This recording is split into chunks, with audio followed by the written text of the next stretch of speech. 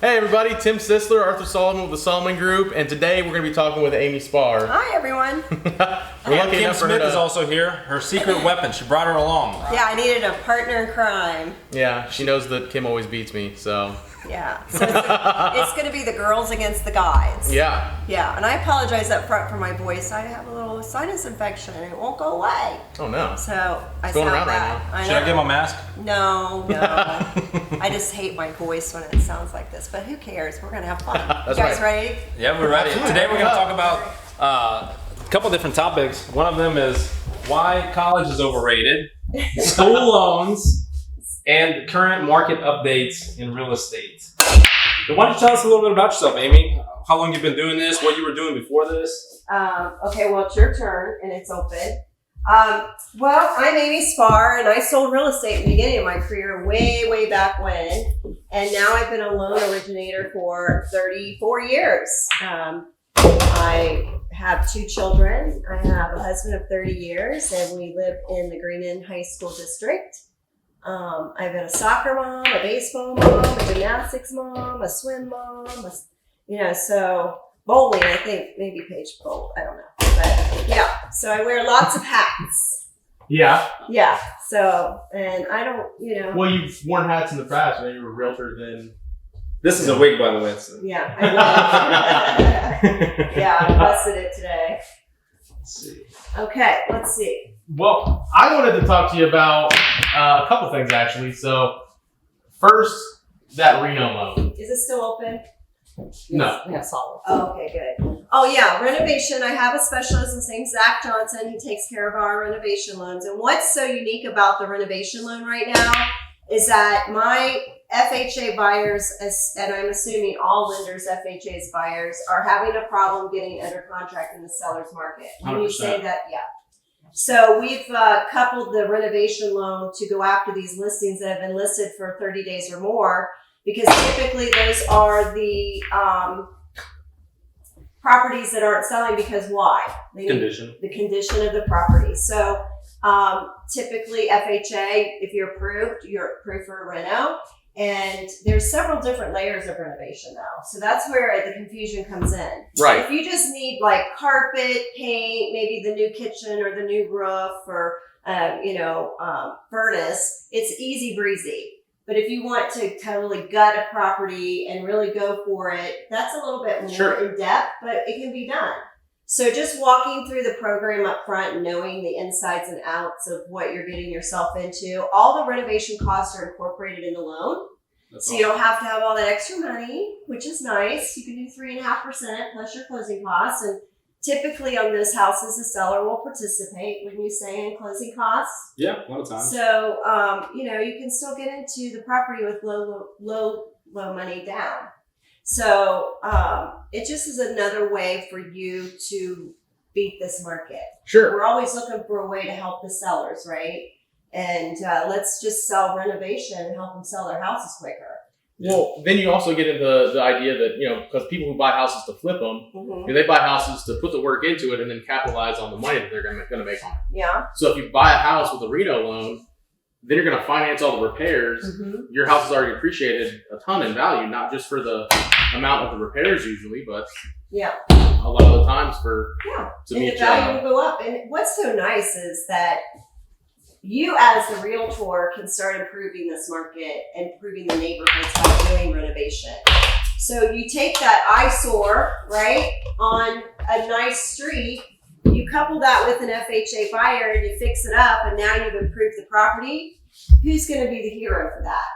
Me. You guys, the real estate community, realtors. Because you're going in there and you're helping buyers get not only a house that they want to buy, but you're giving them the opportunity to fix it up and really improve the neighborhood. So how long did you go to school to study all of this? 0.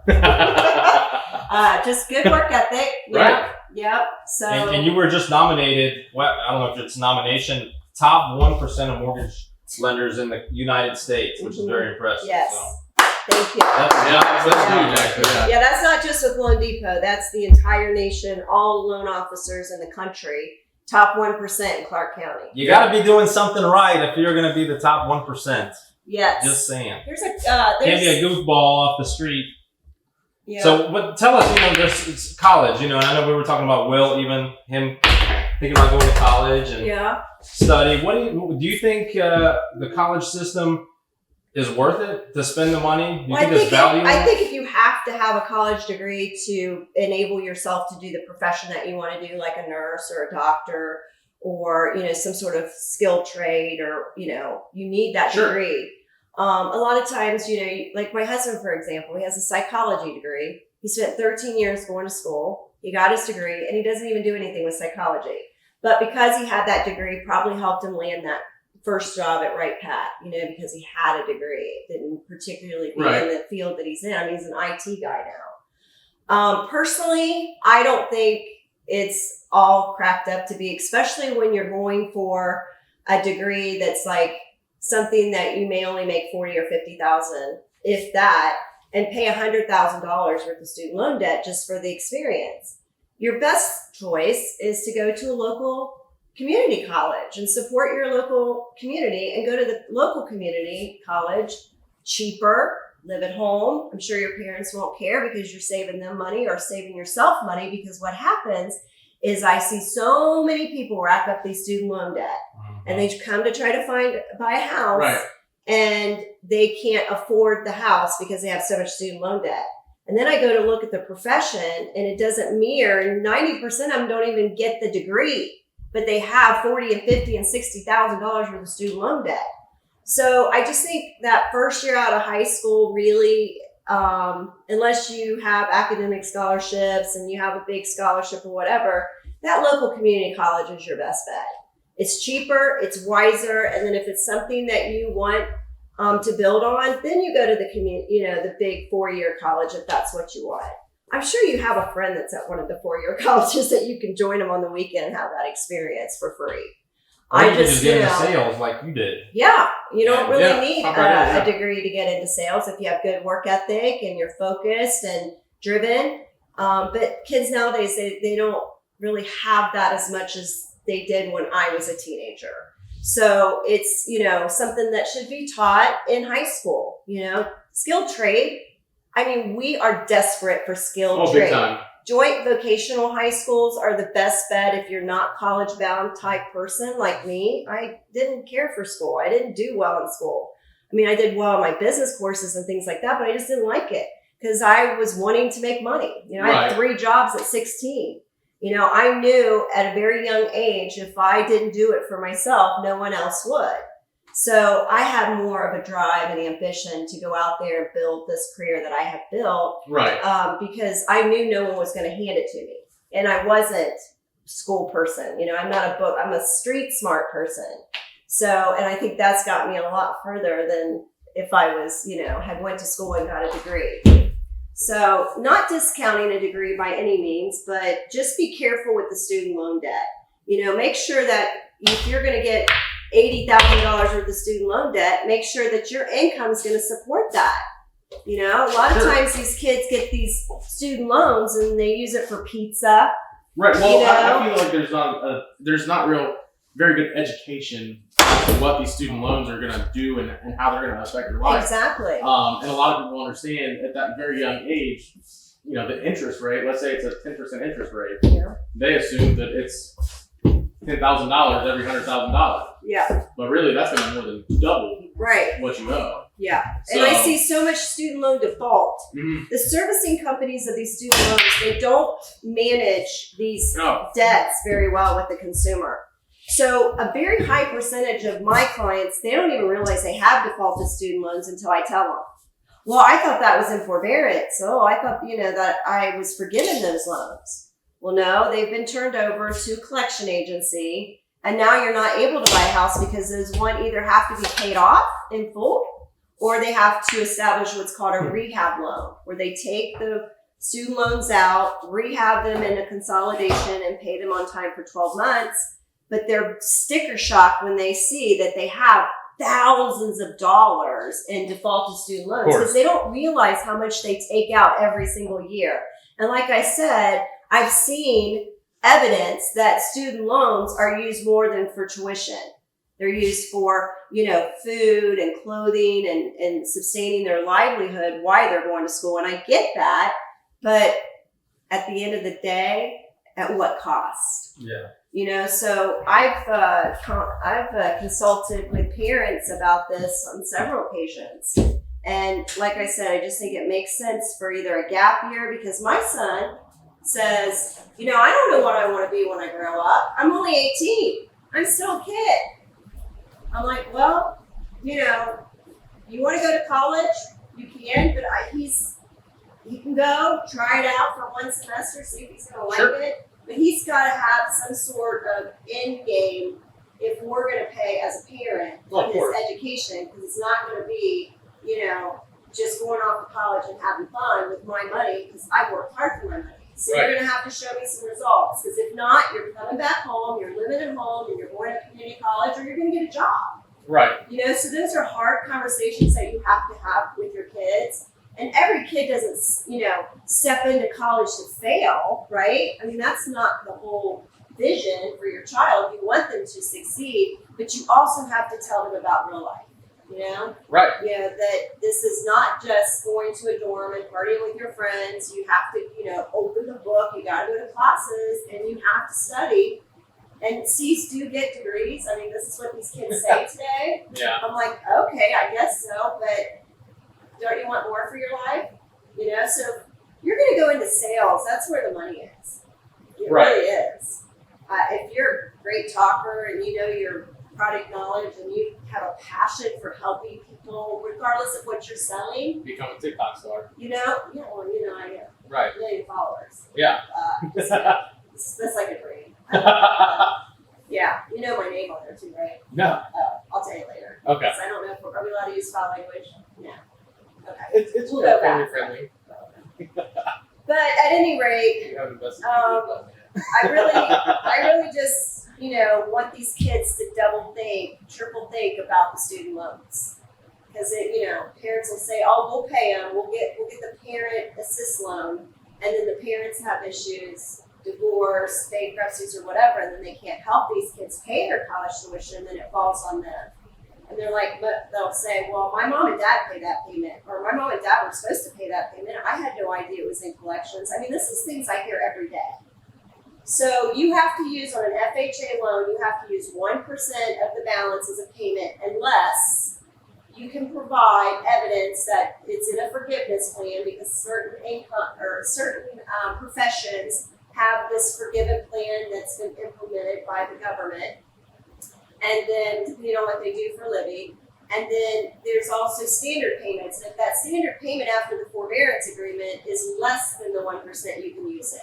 But typically you're using 1%. So if you have a $60,000 debt, we have to hit you really 90% of the time with a $600 payment. Right, guys, play that back. Yeah. For all the information. Right. So if you're making $40,000, you have a car payment of $595, and you've got a few credit cards, and now you have the $600, you're going to be able to buy maybe a $75,000, $80,000 house. When they call me and say they want to buy $150,000, I'm like, no. And there's no way of them paying that student loan debt off. $60,000. That's going to take them forever at $600 a month. Yeah. So just rethink it, but also on USDA, use 0.5% of the balance. VA is 5% divided by 12 of the payment. I know that's getting a little, mistakes. math. It's all right. But yeah, so we have to count. Even I get the comment, well, they're in deferment, or they're in forbearance. Well, everybody's loans are in forbearance right now because of the CARES Act. Right. So no one's paying payments, but we still have to hit you with one. Right. Because in the future you'll have payments. So we want to make sure as a lender that you can afford the house payment and the student loan payments once they come due. So if someone wants to buy right now, what are the interest rates right here? What's the Anywhere from 2.5 on a 15, around that. Depends on credit score, depends on loan amount, product. I mean, that's an opening question, but if you wanted me to give you a range, it would be 2.5 through maybe 4.75 if you have low credit score. Right. Yeah. What's the lowest credit score you can typically work? Well, 520 to 580, you have to put 10% down. Okay. That's an FHA, but you have to have clean credit for the last 12 months. Gotcha. So those are a little difficult. Now, for the Reno loans, would someone with a 520? No. No. No. because the Reno is approved in the system at 620 or above. Gotcha. And then we do, the 580 up all day long, just regular FHA. And then VA is just if it's approved in the system. There's really no certain credit score. We go down, we like 600 Right. on VA. I think that we have an overlay for that. I'm not 100% sure. I'd have to look up with a matrix on that. But we have a great program with the 3% down conventional called Borrower Smart Program. Okay. If you make a certain amount of money, you can get a grant for your down payment up to $1,500. Wow. So it's a conventional loan, which what does the sellers like? Cash. That is true. But conventional. Yes. Okay, so this allows your FHA buyers sometimes to be able to flip to conventional with 3% down plus the grant. So you don't have to ask the seller to pay as much closing costs, so they can be more competitive. Another way to get your conventional and FHA buyers to be more competitive is for them to take a slightly higher rate, and we pay closing costs. So it's called lender credits. So in this seller's market right now, it's crucial that you got best offer in there. So asking the seller to pay those closing costs, even if you go up over sales price, it's nice not to have that, and then you're more competitive. So I always offer that to my buyers to make sure that's an option. And but then you got to worry about appraised value too. So we really need to look at that lender paid costs more now. Larger earnest monies, is getting the deal, winning bids.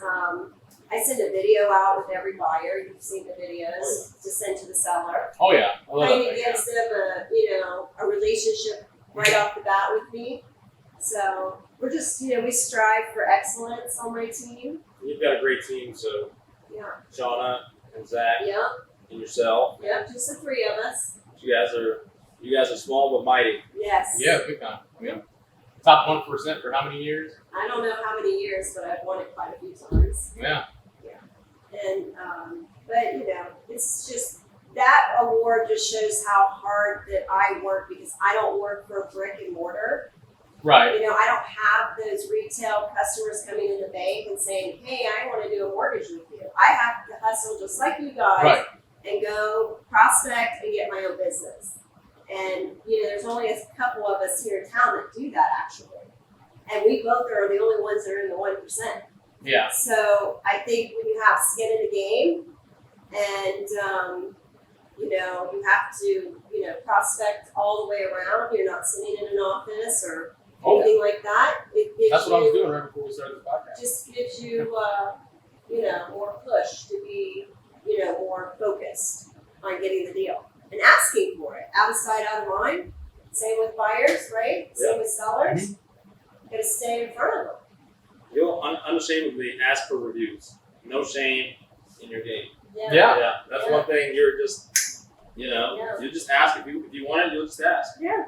And if you don't ask, then you won't get it. Right. I always want a good review. Well, you want a good review, but sometimes those reviews that aren't so good is how you grow. Absolutely. And it kind of keeps you grounded, like, oh, I'm not perfect. When you try to be perfect in a sales job, we do. We want to be, the best lender, the best realtor, the best title company, because we want all the business. Well, there's enough business to go around. So just relax and have fun with your business. And don't sweat that small stuff. And that brings the good reviews, because people see the human side of you. If you make a mistake, have the booty to tell. I made a mistake, but I have plan B. Sometimes you got plan C. I went to D and E and F before, trust me. So, I think that eating the frog, when you have bad news for people, you just really need to jump on that and tell them about it right away. Don't wait the weekend out. People deserve to know what's going on. So. Well, I remember when I came to your new agent training, you made sure that you told me, like, hey, don't deliver bad news in a text message. Exactly. Make sure you're delivering it over a phone call or in person. So, but yeah, that was great. A lot of wisdom through the years. Well, I really enjoy working with your team. I'm excited about Sandra's addition. She's been a charm to work with. She's already sent me like 3 deals.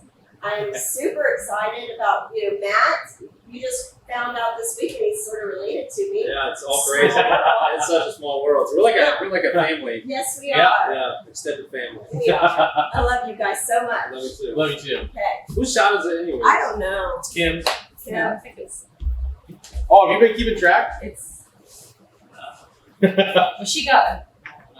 Well, guys, we're gonna finish up this game. Thanks for sticking in with us, and we'll see you next time. No, she's gonna run the table after we after we get off Bye. the game. Thanks for having me. No problem. You're Put awesome. Thank you. Thank you. Email and phone number in the description. Oh, Ammie Spahr, 937-631-2622. A Spahr @loandepot.com. Hey, that's a tough. And if you want to apply, it's just on the website. It takes like 5 minutes. Sure. Yep. Real simple. Yep. And Anyways, we appreciate you guys tuning in. Stick around if you want to see the next video next week. See you guys later.